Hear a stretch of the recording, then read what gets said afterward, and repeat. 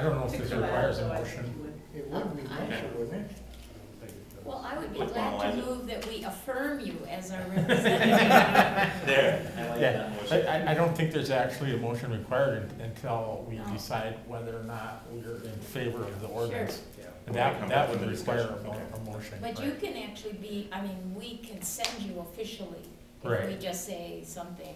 A motion to send. Yeah, a motion to Affirm. stamp official on my forehead. All right, as the official representative, okay. Do you have somebody to second that motion? I'll second. Discussion? All in, Don't be late. don't be late. All in Take favor, advantage. say aye. Aye. All opposed? Motion carries. Thank you very much. Thank you, Commissioners. Absolutely. Thank you, Chairman. December 9th forum, the second request, that location, I'm understanding you're still looking for a, Actually, I guess, here, we would hope that commissioners would come to the forum. I think what's probably pretty crucial is that you're sending a representative to those meetings. I think that, you actually can't decide on the third one until you've actually had more information and we've actually Mhm. fleshed that out.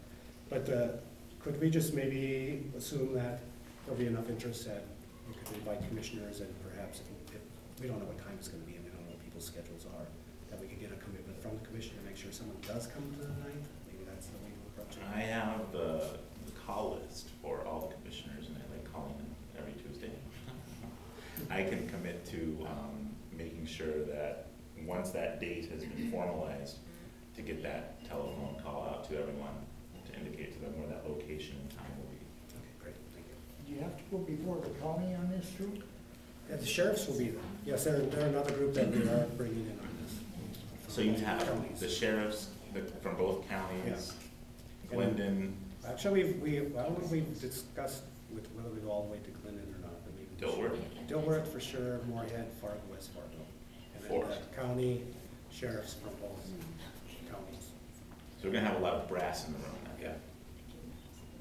Yeah. Interesting. Okay.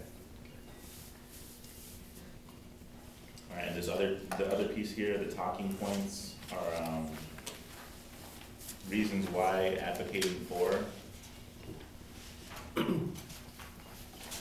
This has become our, kind of our starting point for people to understand the issue in a simplified way. And basically, it's not asking about immigration status unless it relates to the crime, because immigration enforcement's responsibility of federal government. And that's actually the point that I think we already have with our local law enforcement heads, that they do believe that same principle. Some of it gets into more detail of how we would actually go into answering questions that people might be concerned about. And so this specific sheet was put together by the Advocate for Human Rights out of Minneapolis, and they thought this was a good way to have a community dialogue when you're actually talking about this issue. Is this a tool that police law enforcement is using ICE as an interpretation? We don't know that, and we actually decided not to get into the specific case in West Fargo, because we felt that it would become more of an advocacy effort for 8 individuals, 9 actually, because they did arrest another person. But it's the policies behind what led to those arrests is what we want to deal with, a more systemic issue, and not actually do the individual advocacy.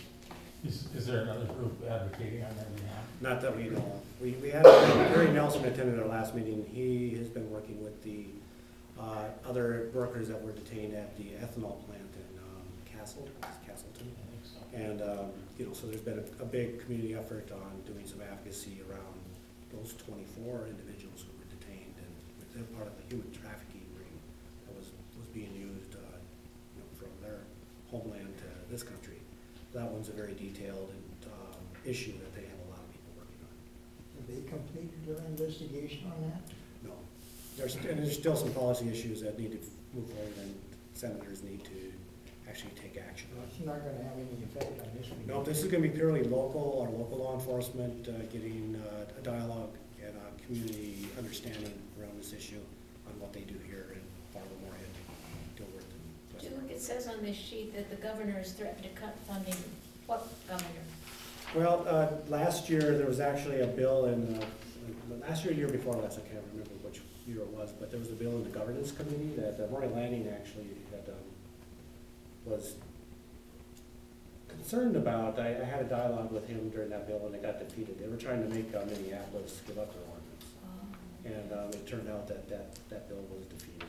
And I did have a conversation with Representative Lanning at that time, and we, gave him a different perspective than he had been briefed on this issue.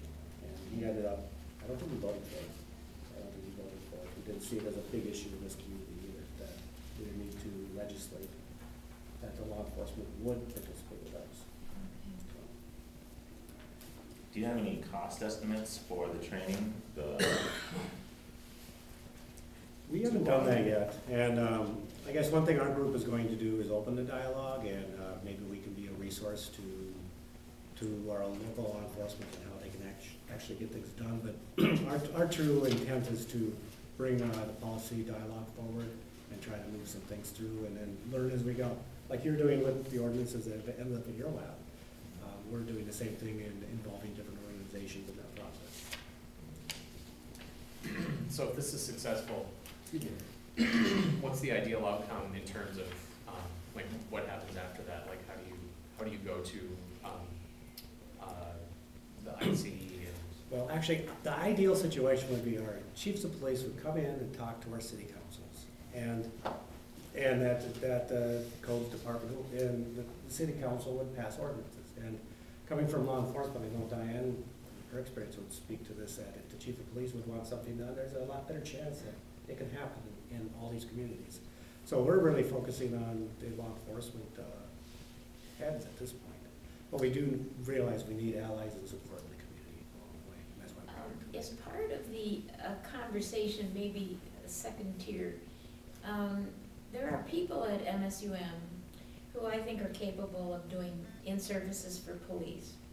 And I wonder if it would be interesting to get a little bit of feedback from them on how they would help police to understand what to do if they were called into a situation where ICE would have liked them to do something and they are confronted with what they need to do. That would be interesting to put into their training. Yeah. And I just wonder if any, there's somebody in the social work department. Is it social work or sociology? Social work. And she is from White Earth originally, and it's maybe Clark, maybe that's her name. Tracy Clark. Yeah, and I think she would be a really good training person. I don't know if anybody, I just think it would be interesting from the point of view of a professor who teaches to say this is an issue that police would need to have a little bit of help on. That's being very resourceful, looking to our own community, what we have here to move things along. That's a good idea. So, did you say that when you spoke with Chief Ternis that he indicated there was consensus among the rest of the law enforcement agencies? They said that they want to operate this way, this separation. But on my early conversation with him, he said that there is no policy in place. And he doesn't necessarily favor a policy. He just would rather tell his officers, do it this way. What about Yeah. the Moorhead choice? We haven't had a conversation with Moorhead yet. We started with Turnus, and he said, we're asking him to bring everybody together, too. It's gonna come from him bringing the other law enforcement group together that we can have a dialogue with. But he said he could kind of speak for everybody, that everybody seemed to have the same theme of a separation. Because it's, there's some real logistic issues with taking that on. It's really not your responsibility. It's not funded. It's a slippery slope, actually, to start getting involved in taking on another institution's job. And I think that they, just purely from that standpoint, they don't support doing it. And they did assure us, there's going to be dialogue, like, well, if it pertains to a specific crime, that they have to look at this. Of course, they're going to do that because it pertains. But this idea that people would just be checked for their citizenship, I can't prove my citizenship. I carry a driver's license. That's all. I don't have a passport. I tried to get in Canada once, and they said, "You're obviously American. You're all arrogant because you think that proves you're a citizen." That's not good enough, buddy. So did Chief Dearness indicate why he prefers an informal policy over a formal policy? No, that's when I said